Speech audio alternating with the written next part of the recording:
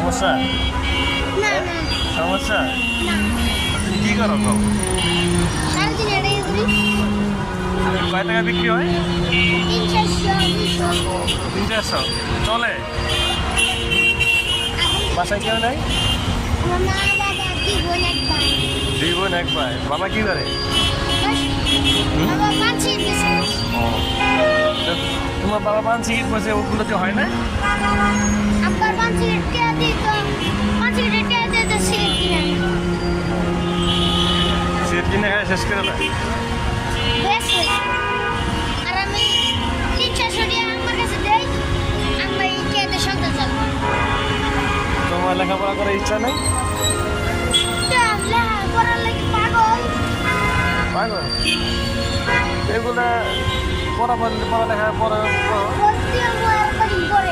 চলো কিসে কেজি খেতে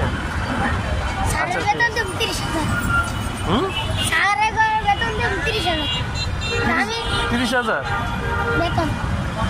কে দিবে এত টাকা তুমি তো ইনকাম করো 300-400 টাকা দৈনিক তো মাসে কত আসে 15,000 হ্যাঁ তো তুমি 30,000 টাকা কীভাবে দিবা